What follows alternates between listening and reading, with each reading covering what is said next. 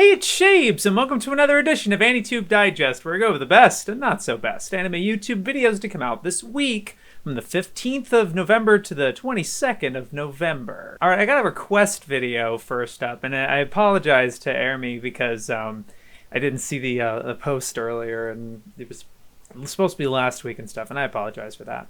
But it was for one of his own videos.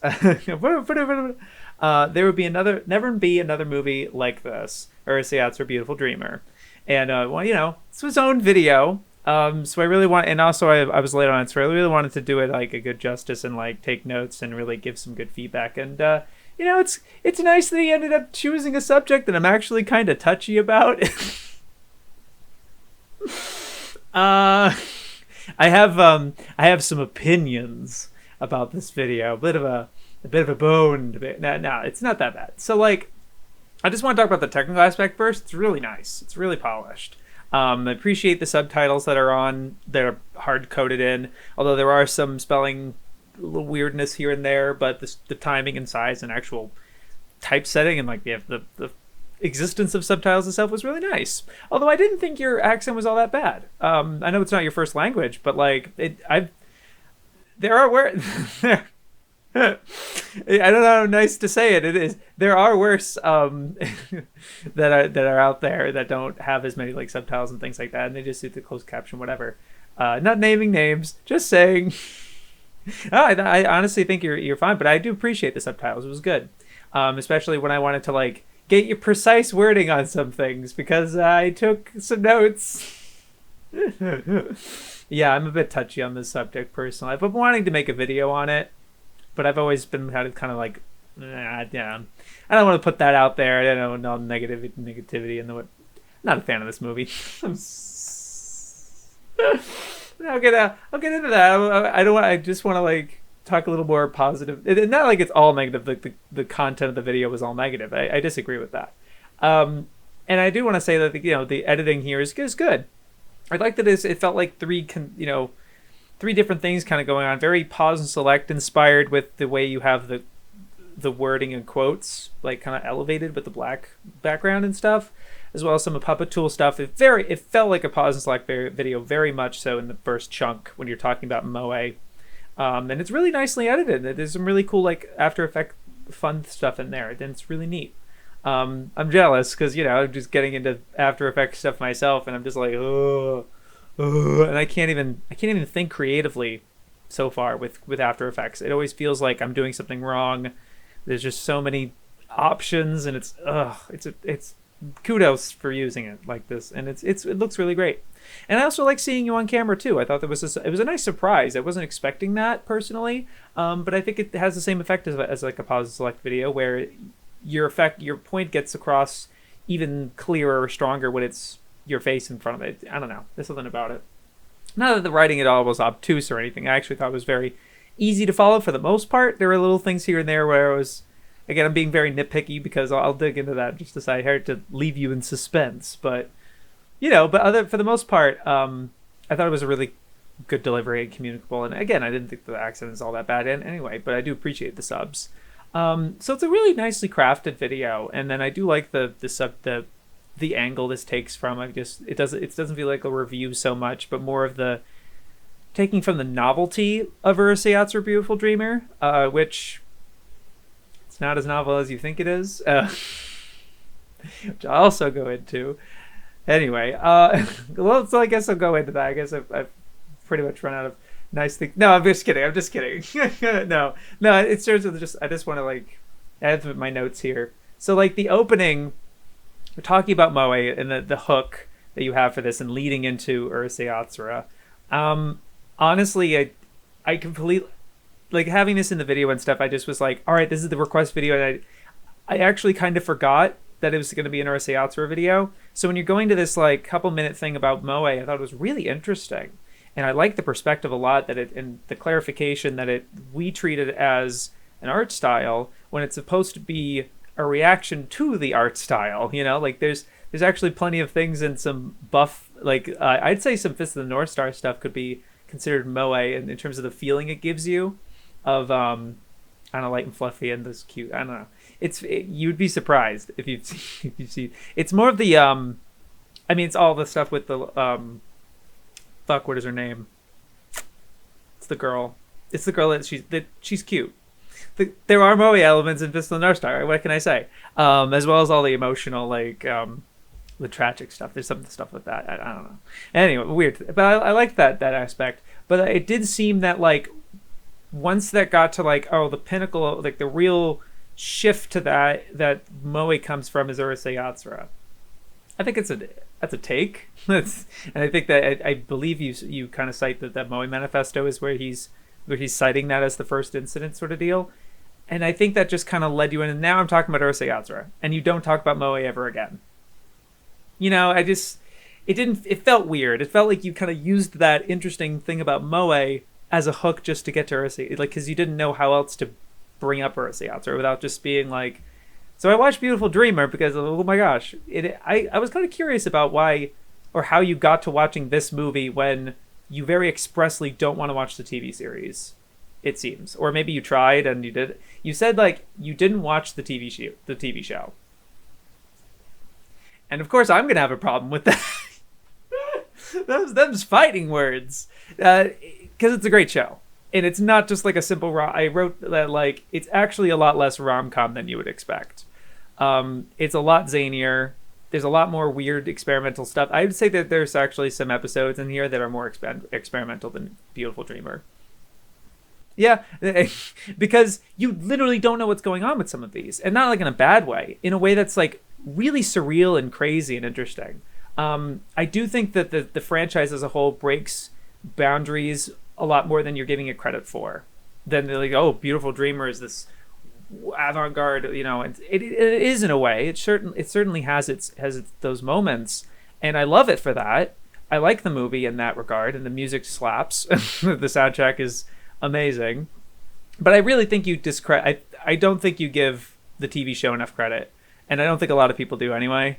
When they talk about, because another thing you mentioned is this. It's like, okay, no, I need to go chronological with this. It's just like. I'm sorry, this might turn into like a 30-minute. I don't know how long this is going to be. One of the things I wrote, you're mentioning that Oshii, he's coming in as kind of new. He hasn't done a whole lot. He did this one OVA and he did the first movie.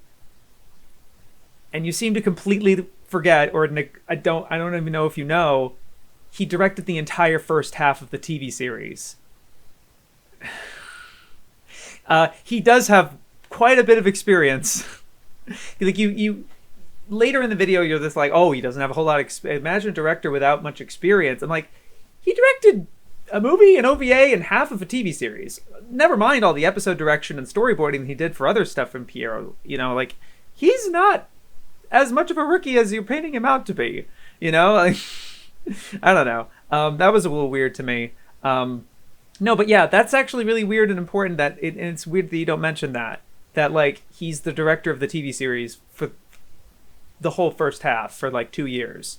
For, like, 100 episodes. Like, yeah, he didn't, like, personally direct every one of those episodes, but he's still involved, and he does direct several of those episodes. You know, it was, like, weird to me. And he's like, well, he wasn't a big fan of the show or whatever. It's like, yeah, he might have his qualms or stuff, and he didn't have his creative freedom and things, but it's not like he didn't understand the show. Like, he understands it, and that's where a lot of my disappointment comes in with that movie, where it's like, this is coming from a guy who should know these characters and should know what, you know, should understand, and seemingly does for the first half of the whole adaptation. I think the adaptation's fantastic. The TV show's great. But, like, he just kind of completely ignores or forgets a lot of things, and because he's in charge of the screenplay here, a lot of things just don't make sense when it comes to, like, it's not a good Urusei Yatsura movie, is what I'm trying to say. It's a good movie. It's not a good Urusei Yatsura, and that's kind of what the fans and Takahashi herself are, and what you bring up, but you frame it in this way that they're mixed, and to the point that they got angry and sent razor blades at him. And it came off to me like, if you were a fan of the show and not this movie, then you're being lumped with these crazed people that send razor blades to Oshii. Like, you're kind of villainizing people like me, in a way. That's kind of how it came across to me. I know it's definitely probably not what you were insinuating, but, like, that was kind of what it came off as. And I was like, no. It's because it doesn't have anything, it doesn't understand. And I'm not going to make my whole video essay right here. I'm not going to go into that. I have a script, but I'm probably not going to make that video because it's all negatively skewed, and I don't know. But like it really does you a disservice if you haven't seen the show, and talk about it as if you have seen the show. It didn't really sit right with me that you say you didn't watch it because you don't like rom-coms or whatever, and then you go on to explain what the show's formula is apparently, and maybe you probably skimmed through it because you clearly have footage from the show in your video, so like you did skim through to find clip. I know a clip, when it comes to clip selection, right? Or maybe because someone edited this for you or something. I don't know. But like, the show doesn't have a status quo. It has a status quo, and then something weird happens, and then you give it this formula. You establish this it has a formula. The show doesn't have a formula. Urusei Yatsura, I can't think of a formula.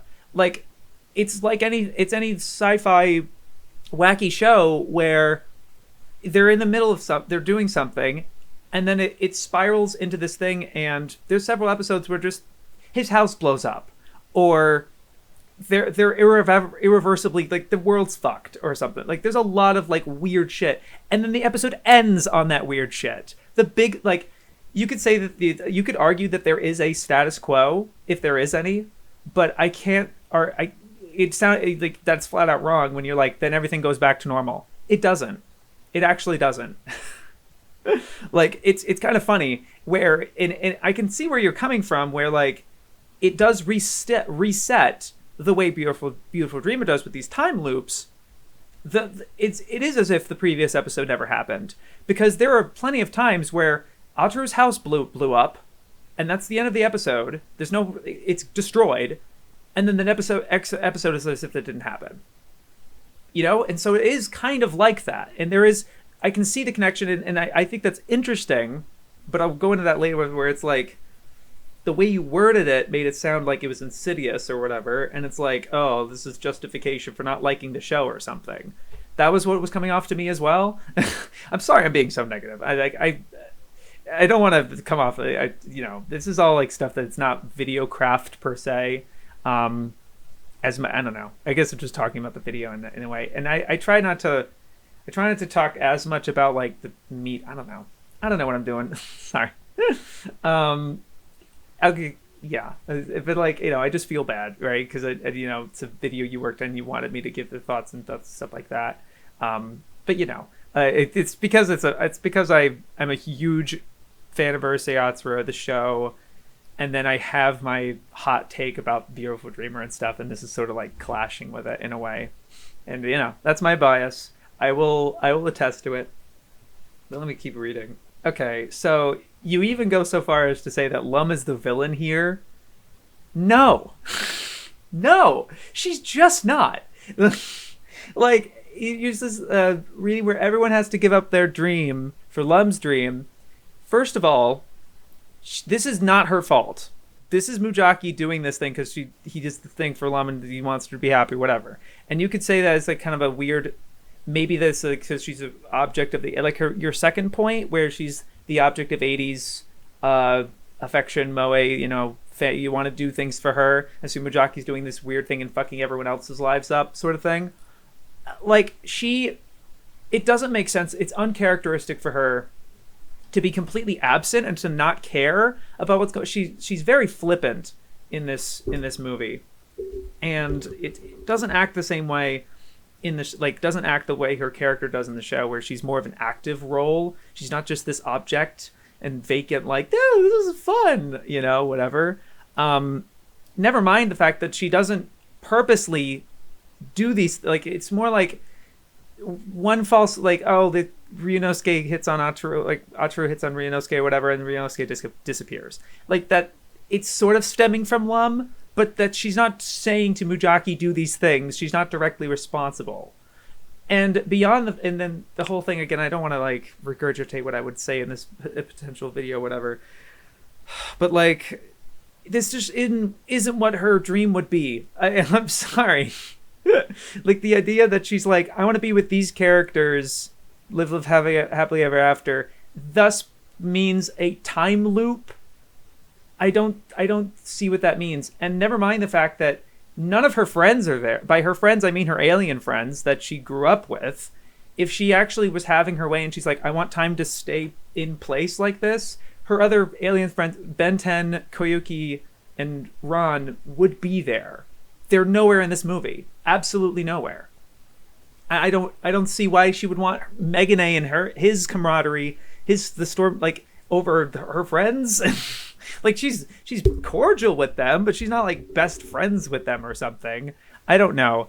I'm just like I guess I'm just more complaining about the movie at this point. Anyway, no, but it's just I didn't like the fact that it's like you're shifting the blame onto Lum when clearly it's all Mujaki. He is literally the villain of the movie, and it's yeah, it doesn't make sense of what she wants, and it's not. Yeah, on insinuating that such a construction has an insidious undertone, like, ooh, it resets, and this formula is somehow wrong because it leads into this. That I don't know, makes it also from like the context of you saying you don't like the show and you're trying to prefer the movie, and you're like, see, the movie is criticizing this thing I don't like, therefore it's good. You know what I mean? That's kind of what it came off to me as. And I'm just like, there's something inherently flawed about it. That, you know, it's the whole thing. Yeah, and it's like a justification to not like the show. And then, like, that's a shame. That's also why I don't like the movie as much, potentially. Because if that is really what it's trying to say, it's like, that's awful. Like, the show is actually really fun and interesting, experimental, and can make you, like, it's one of my favorites. I don't know. You say at one point, they are forced to like her. I don't know where you're coming from with this line. When? Does she threaten them?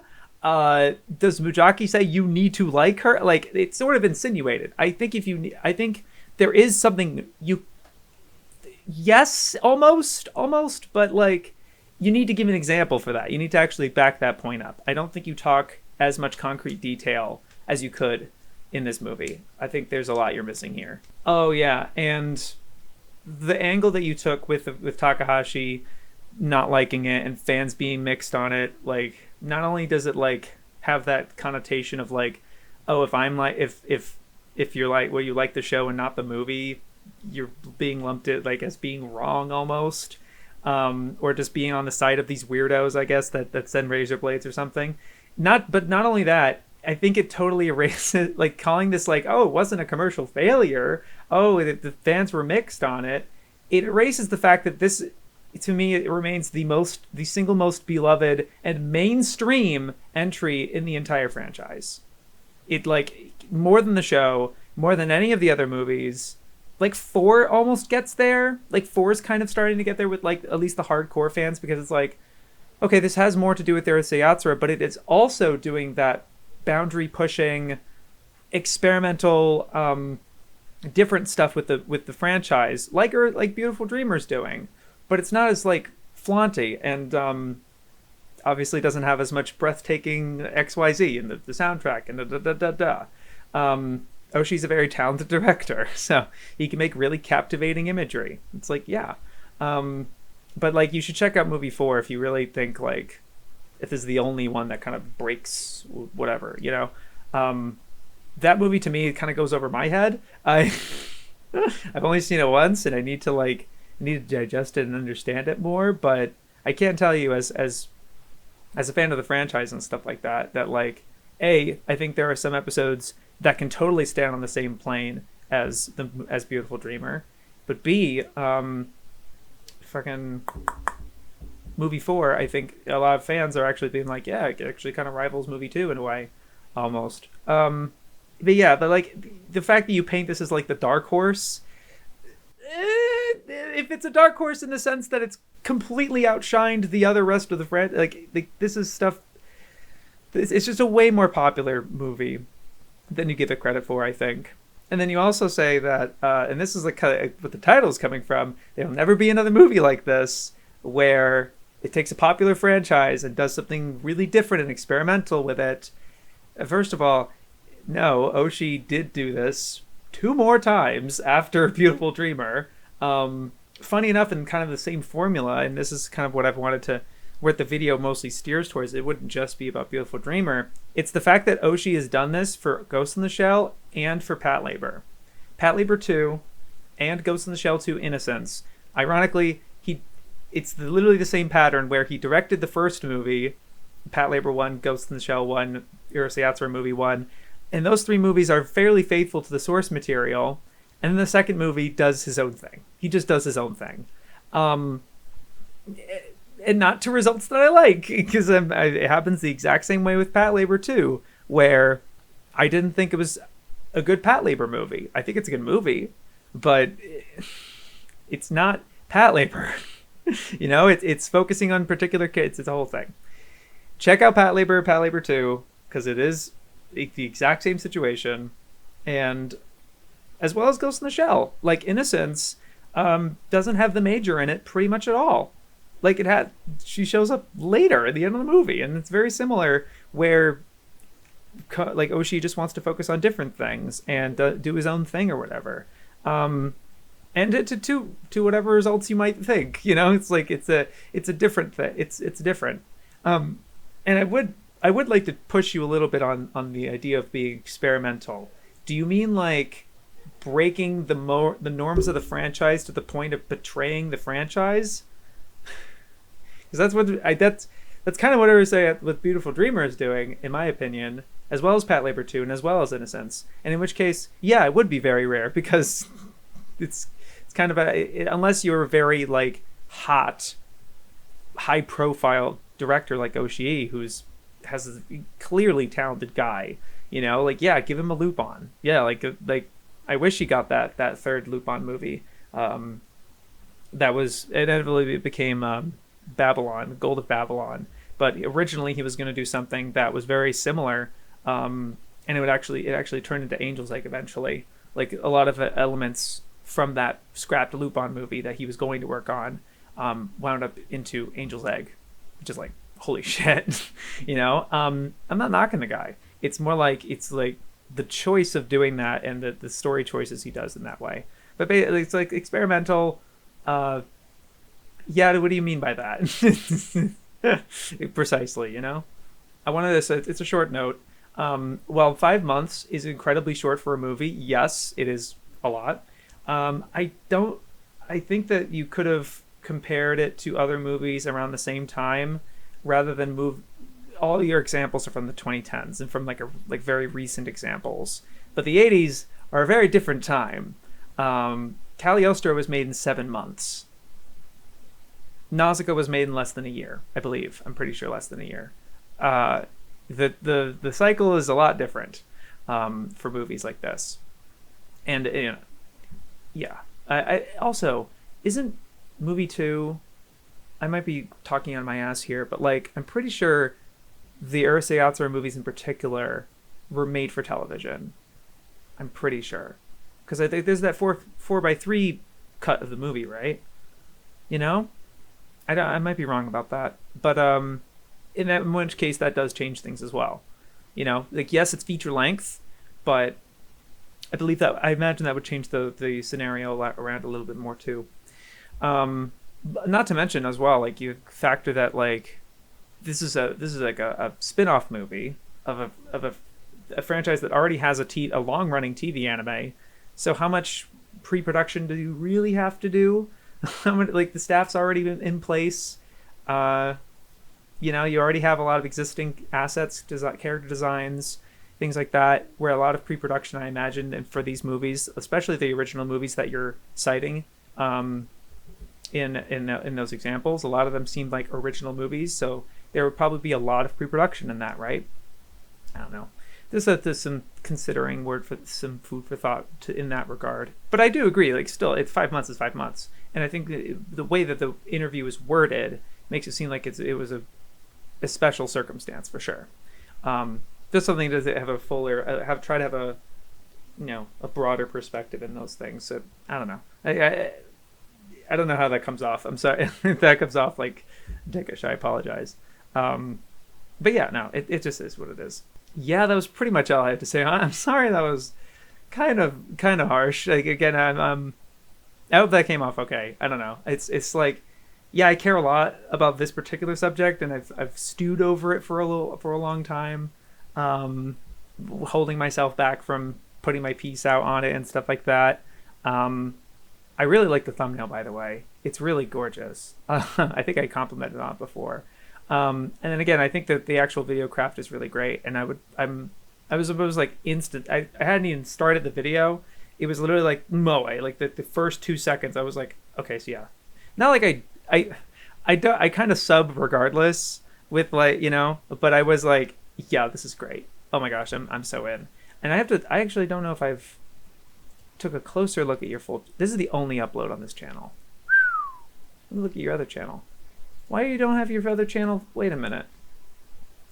You said you had like an Argentinian channel listed. Is it in the description? No? Did you have other videos? If that's her first video, that was really good. Because I mean, I would say that it's because it's like, the craft is really impressive, and it's got me to talk a lot. How like it's kind of rare for me to like talk this much, engage this much with the actual meat and the things being said in the video. Because otherwise, I'm just like, yeah, that's nice. I'm not nearly as like engaged in the same way. It's hard for me, but no. Props, man. I'm looking forward to more vids. I hope that doesn't discourage you. I'm just saying. I don't mean to school. I hope that didn't come off as a beating or nothing. Yeah, I'm looking forward to more. That was great. Thank you for sending that to me and requesting it. That was good. Anyway, I'm also sorry I was a little late on it. Yeah. I need to end this segment and move on. Good stuff. Okay, it's already 30 minutes. Awesome. Let's talk about some videos I thought were decent, pretty good. I'm actually pretty happy that took a little while, because I worry that I don't have as much to say about these videos. I may have like one or two things. I actually struggled to come up with videos I considered the best, because anyway, Anime on TMS official channel. They premiered the first episode of Part 1, Lupin the Third, with the new English dub. Pretty cool. I was looking forward to this, and then they delayed it, and then they brought it back and everything, and they had this introduction by Richard Epcar. It's just him just kind of describing like how to get into Lupin, and it feels a little like fan Q&A.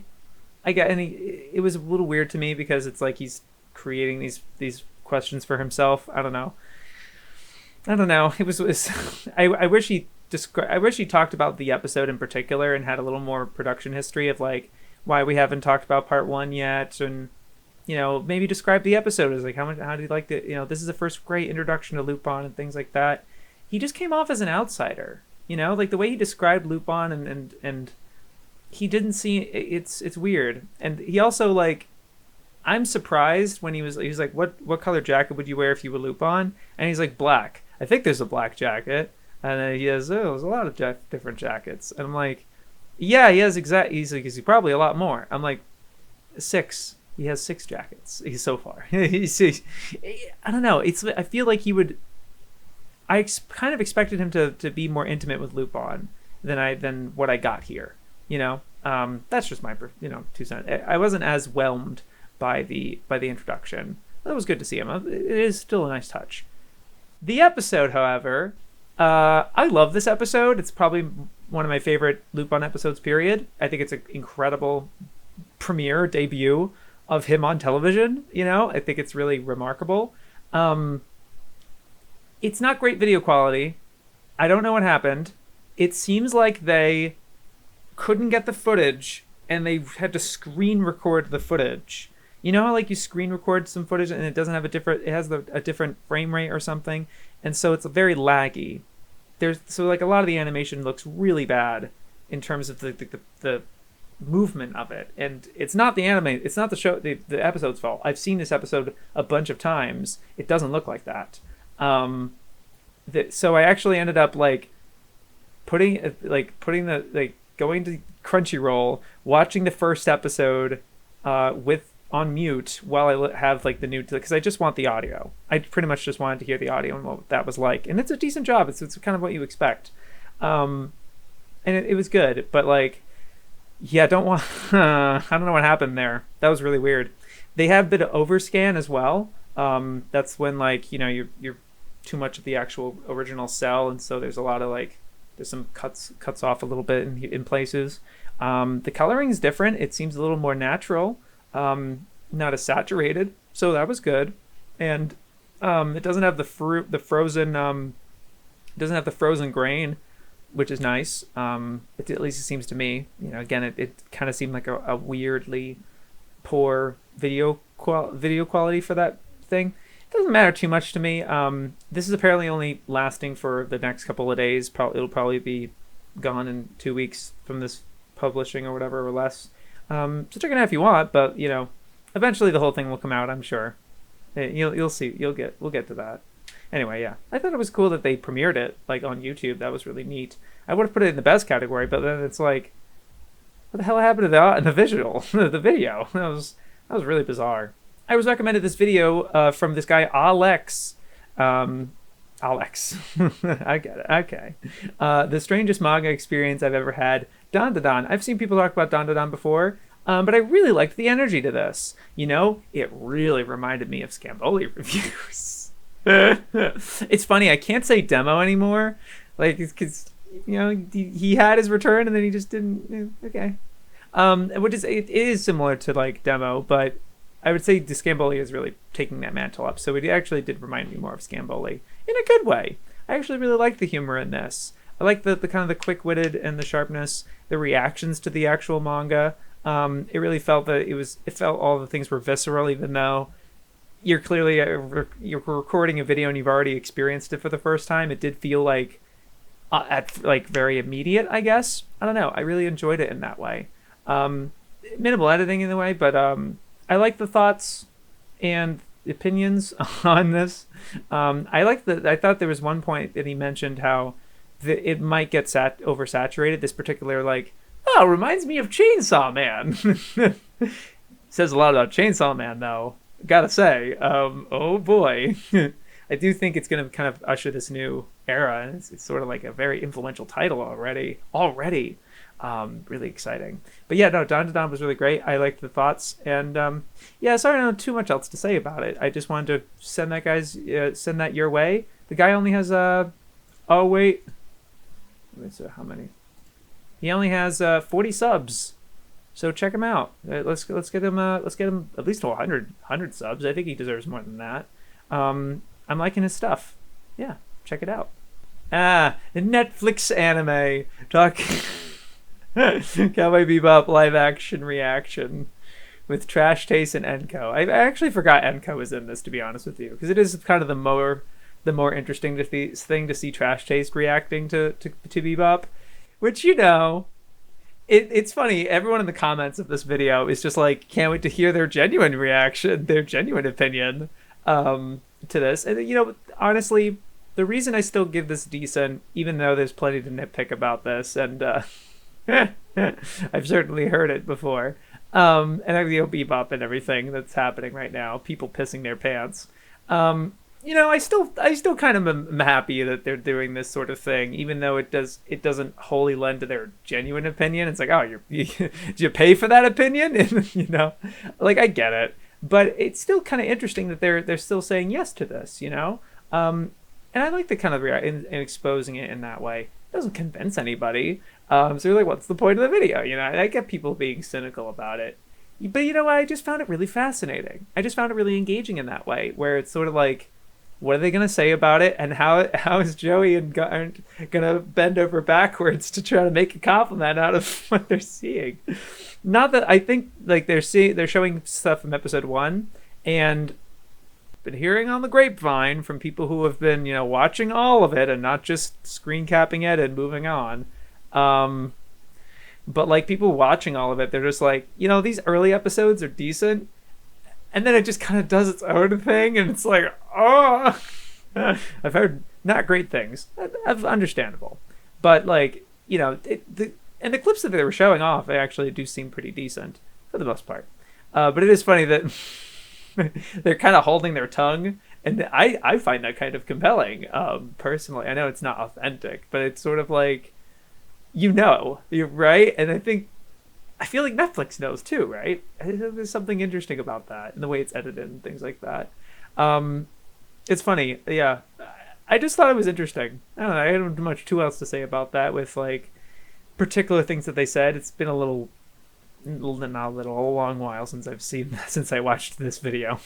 I watched them all in the morning, and then I did a bunch of stuff before I recorded. Oh well. But I just found it very interesting and magnetic in that way. Maybe for the wrong reasons, but yeah. Hiding in Public, featuring Low Art, the morality of Edward Elric, and Hiding's doing a couple things in this video, which I really like. It makes it really interesting. The fact that this is a collaboration, for one thing. I wasn't expecting that. Always, and I liked the approach to it too, where he's kind of close collaborating with Lord, like kind of checking, like running his script by him, but then letting Lord have this like correction part where he's like, here's a part where I got it wrong in my original video, which is the other thing that makes this really interesting. Is it's more of a correction, doing a better, like a remake kind of video, which I think is really interesting.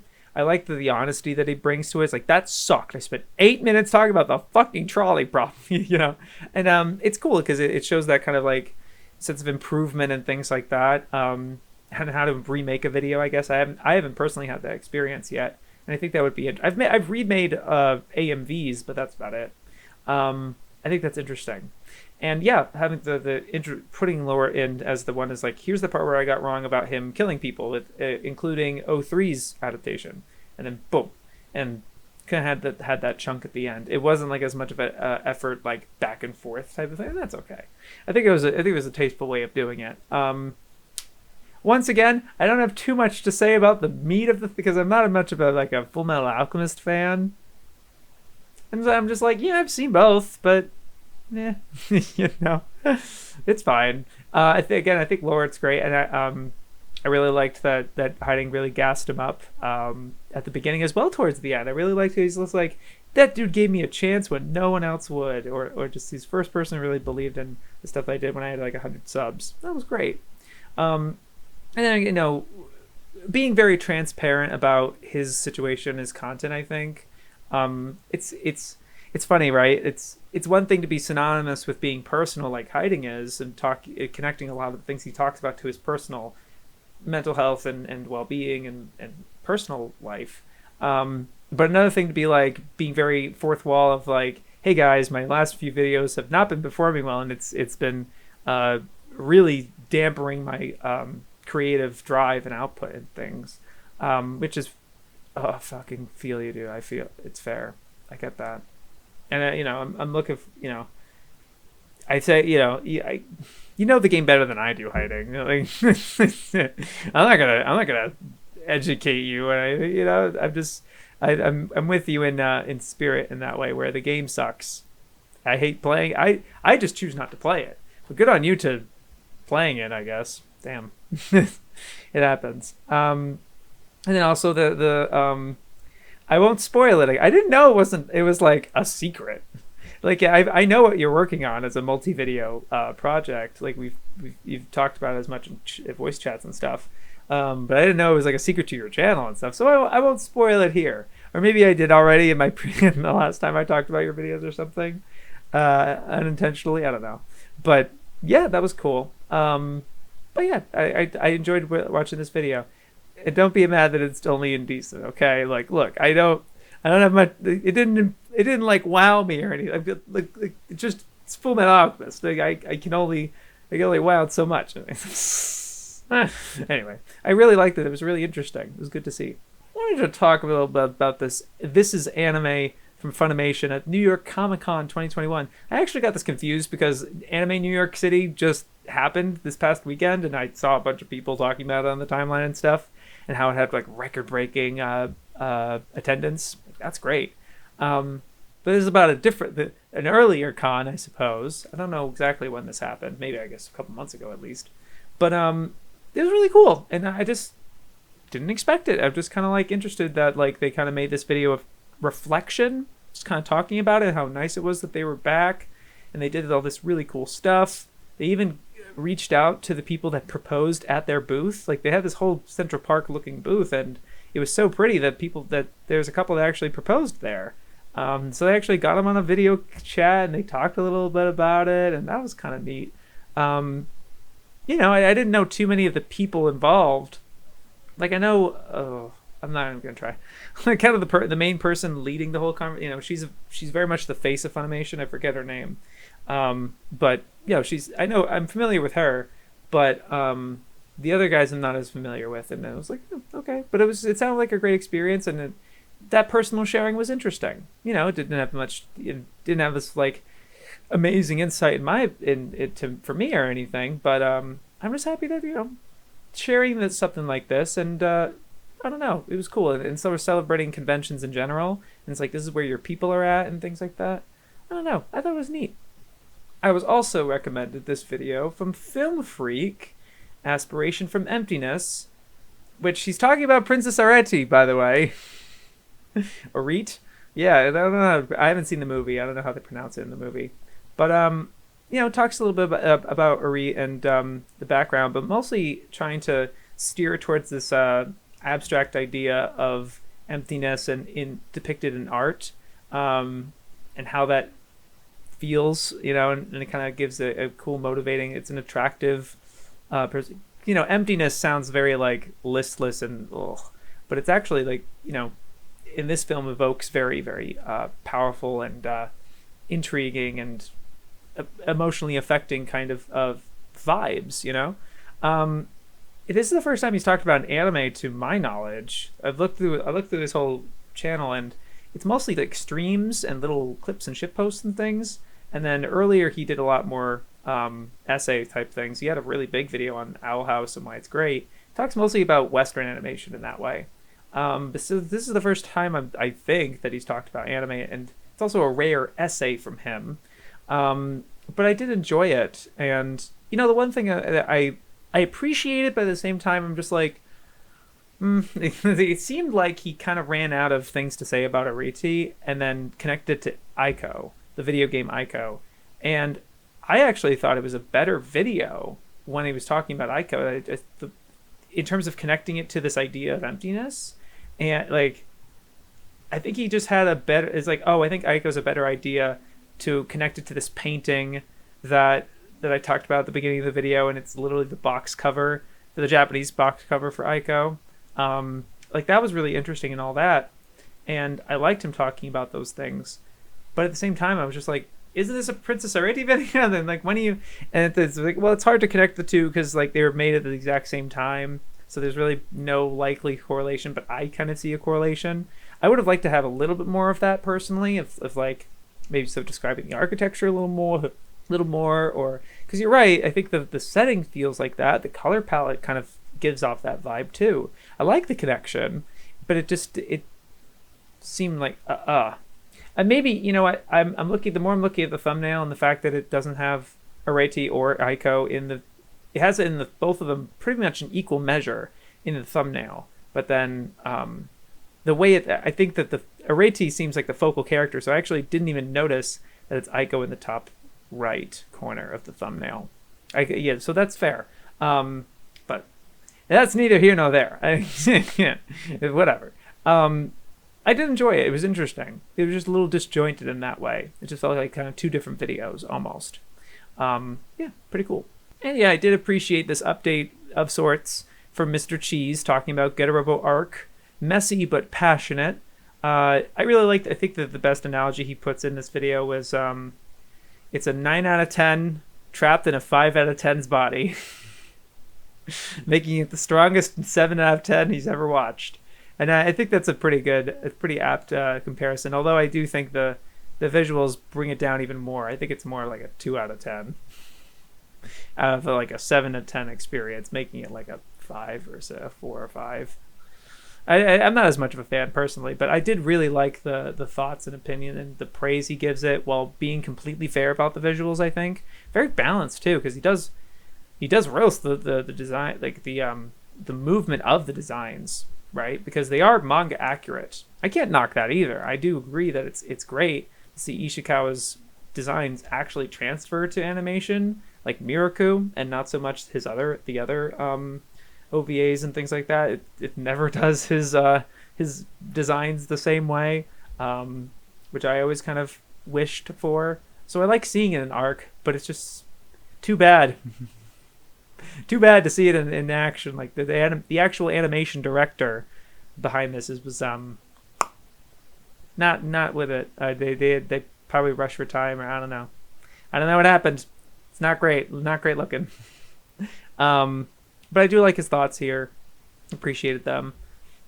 Pretty thorough, and I do agree with him once he brings them up. Like the thing with I forgot his name. The professor. Not Saotome, but like sheesh. Hayato. Sorry. Blanked. His thoughts about Hayato were really cool. And the fact that like the lizard guy, I'm so bad. My memory is so crap, you guys. Guys, I need help. I'm going senile. Or maybe I've experienced too much media and I can't keep track. But also it's more of a short-term memory loss thing. The lizard guy. The Riyadh, I don't know. Sorry. No, that he's not the bad guy. That was cool. I liked that. Yeah, I don't know. I dug it. There's not much else to say, but in that regard, I'm happy he gave a sense about it, and we'll see where we can go from here. Looking forward to what else he's working on. I don't know. I think he's talked about what he's working on. It's probably another big video, but I'm not quite sure what it is. Looking forward to it, though. Yeah, it's good stuff. All right. Here's what I thought were the best videos of the week. The things I thought were the best videos of the week. It versus Glass Reflection. You know, it's a good time. I just really like watching his videos. Maybe it's a nostalgia thing, but you know, I just think he's still got a great camera presence and good taste. You know, I don't know. I mean, he's been around the block a while, so he doesn't say a lot of egregious dumb shit. You know, that's nice. I appreciate that. But he has this idea, top 10 anime with a twist. The twist is it has to be legally available on High Dive. Yes, it's a sponsored video for High Dive once again. I think he did something similar to this previously when he's sponsored by High Dive. Okay. Nice of him to not just take the sponsorship and run and do whatever he wants with it, but rather have to do something with it. Maybe it's a stipulation on High Dive's part. Maybe. I don't know. Still, good advertisement for High Dive, honestly, because he's just like, here's 20 really good anime that is on their service. It's like, this is a really good sell. And I like the challenge in a way. Although it's like, I don't have a frame of reference. I don't know what wouldn't make it on here because it's not on High Dive. Like, he doesn't have like a very firm posted top favorite anime because they've changed it a little bit. Funny enough, 3 of his previous top ones are all on High Dive. So he had his top previous one, you know, just there. And I'm like, fair enough. So like, I actually don't think I knew that Planet After Story was one of his all-times. He used to be one of his favorite anime. I actually don't think I knew that. That's pretty cool. And Made in Abyss is on there, of course. It's his current all-time. But, you know, it's just a good time listening to him. And I don't have much... Like, it doesn't discern it too much from decent or best to me. Like, I apologize for that. I guess I'm just a little more biased towards Arcada these days. Just because it's like, you know, it's good to... Even if I don't talk about a video... Like, if I watch a lot of his videos, and if I don't have much to say about it, I just don't talk about them on Digest. So if I do have something to say, it'd probably be so that it ends up being in best. And he's kind of in that... He's in that situation right now. He's in that club, I suppose. Another regular on best is Canipa Effect, of course. Breaking down Mushoku Tensei's incredible animation. I do want to, like... It's cool, because he's doing a lot of different things with every video he's doing. And it's not, like, just, like, very repetitive. He's another Canipa video. I really like that this one was pretty much written by his wife? Fiance? Wife? Don't know which one. Sorry. Frog-kun, who loves the show and the books. He does not. And he's like, and he's very transparent at the beginning and at the end, where he's like, this is mostly written by Frog-kun. I just made it. I just adapted it a little bit for video, as well as throw in a couple things to hate, because I hate Rudy. It's like, cause he just throws some shade at Rudy occasionally. And he's like, I am insanely jealous. I just love his transparency with this. Well, not bleeding any of that animosity, and it doesn't come off as condescending. He actually really sells this and really like is earnest. You know, I don't know. He just has the right approach for this, which is perfect. But I do like that he's not hiding it. He's not trying to like completely withdraw it. I do like that he's like, I can't help but say, he's like, man, I wish that Slimy Sakai was getting this kind of treatment. Like the end of season 2, kind of rough, you know, and it's like, I wish that it had that sort of thing, and not, you know, that sort of feeling. It can be kind of yikesy when admitting to something like that, I guess, because it feels kind of mask off almost. But I think it's just great. I think it actually like gives a sense of, you know, that he's not just gassing you up. You know what I mean? It's really making it all very deliberate and honest, which is important for his kind of thing. I don't know if his videos are so much journalism at this point. Like there are definitely some videos that are straight up journalism. And he does journalistic articles on occasion and stuff like that. But like it has that journalistic integrity. You know what I mean? Like, he's not going to give you wrong shit. He's not going to like gas some stuff up, or even for ads. Like his whole thing, he doesn't talk about it in his videos, but just in general, how he talks about how like doing sponsored content, he's just very wary of it. I think it's really cool. That would be to be wary of sponsored, like, yeah, all sponsors the devil or whatever. Like I was celebrating Steven for getting that bag for with Raid Shadow Legends, you know, so let's go. No, but I just, you know, him talking about that and candidly, I guess, is interesting to me. Maybe I've talked about that before. Sorry if it's a broken record.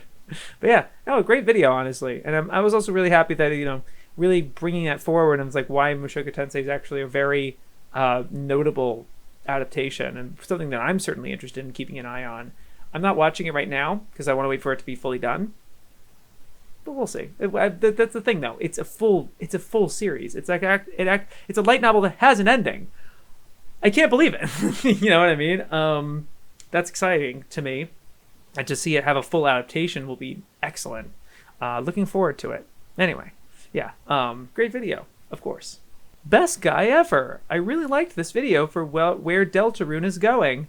It's very speculative, but I think he does a really good job with it, because it's, I don't know, you know what's funny? A lot of this was reminding me, because he's talking, I'm not a big Undertale person, but I do know about the little mysterious character that doesn't get much screen time. Like you have to freak chance run across him in the original game, some masked guy, but he might be the whole mastermind and a doctor or something. I don't know. He does talk about that in like his connection to this game. But I really liked, what was it? You know, it is funny. It felt like what Game Theory would do, and how there isn't anybody like that. Maybe that's because I don't follow I don't follow very many video game channels, or maybe there's a lot of dedicated Undertale channels, maybe. But this gave me feelings of just like, you know, I don't feel like I don't get as much exposure to like really talking about Undertale and Deltarune as a, you know, the whole thing, right? And I think Nate does a really great job with this. Talking about the different aspects and the mysteries of the game. I like the honesty at the one point where he notes how you can get really disappointed. Like fans spend too long in this one thing and then they'll get debunked or whatever, and a lot of things are going to go unanswered or whatever, and kind of trusting the plan, the struggle with that. The struggle with doing this episodic release is like we only have these 2 episodes, these 2 chapters of Deltarune out, and then we're waiting for a couple years on this thing. It can lead to some tension and potential conflict of, like, you know, it's wavering of fans wanting to see certain things and waiting for a long time and having that picture in their head. The way Nate says that, like, this is one reason why I don't like episodic releases. Like, you know, just drop the whole game. Just drop Undertale. You know what I mean? That's great. Or it's probably why he leans on a lot of video games in particular, because a lot of video games do that. Whereas, like, he's been following One Piece for years, and I can't imagine he probably has the same feelings and pangs about One Piece as well, and other things like that. I like that point. he does a little a musical song thing at the end, which is really great. And I completely forgot that he does that, and it's delightful every time. And I'm always gonna like really praise that for someone, because that's really hard to do. I think I would find that difficult personally, because like people know you for one thing, and then singing feels like such a separate thing, unless that's your whole personality. You know what I mean? You know, like there's some channels that make their thing is their singing, right? And that's what, you know. And so like for a video essayist and someone like Nate to go out on a limb and have that, and also kind of an original song, you know, that's kind of, it's a little corny and things like that, but like there's something really nice and earnest and cool about that. And I just really admired and respected that. He's really great. And I think it also had that kind of Best Guy Ever energy in the editing. I thought it felt like that, like with some of the jokes and editing, things like that. It had that vibe, and so it was a really, really solid video from him. I'm glad he's doing these kind of videos again, and again without like snapping his back in half. You know what I mean? It is what it is. Yeah, I thought that was a really good video. Really great job. Yeah, you know, guys, watch this video. Please watch this flip down. Look, he uploads a lot, and you know, I've talked about his stuff before where you literally don't know what you're gonna get when you click on a video, unless it's like Licks. Like he's gonna like he writes like Licks part whatever, and like that's the format of that video. But other than that, you would literally have no idea when you click on a video of his. It's like, oh my gosh. And this one was kind of the most delightful surprise I've had from him in a long time, probably since like the EP was cool, but like okay, and maybe his announcement of the of his little short web comic thing, like that was cool. Like I liked that a lot. But I've always liked his mixtapes, but this was something really special. Like probably, oh, you know what? Like it gave me vibes of his animations that he would do on his previous channel. Man, because it's like it's animation, but it's a video game type thing, and there's a lot of cool meta humor, and I love the voices given to it. I love like the narration, but also like the kind of the video gamey type voices it gives the different characters. The narrative is really wild and kind of quirky, and you don't know where it's going to go. And because I read in the script in the comments that he's like, yeah, I just did it as I went along. That was really fun. It's just so nice. The backgrounds are cool. It's this like little adventure thing. It's like, what? That was amazing. Like this was low key, like so good. I was gonna put everything else in decent, and this would be the only best video, because that was just what it was like to me. It was like nothing came close to this video. I loved it. It was good, like, oh, cute, like funny, imaginative, made me want to make things. You know, don't do that. Don't give me hope. Don't make me want to make original content. No, you know? Oh man. It was wonderful. Watch the video, please. Go act like, yeah, the digest, haha. Like, you know, hearing about video. It's 5 minutes. Watch it, please. It's really funny and cute. And like literally the first 10 seconds, you're just like, oh, cool. And then it's like, holy what? I don't know. It's not like mind-blowing either. It's just sort of like, that was so neat and funny and cool. Fuck, he's so cool. No wonder I have him. I asked her for the the animation that I use for my channel. No wonder. Goddamn. So cool. Okay, that'll do it for this installment of AniTube Digest. It's 7 o'clock. I really gotta edit this thing. Damn it. Why did I wait so long? Whatever. You guys have a great week. You guys are great. You guys are great. Have a good week. Yo, peace.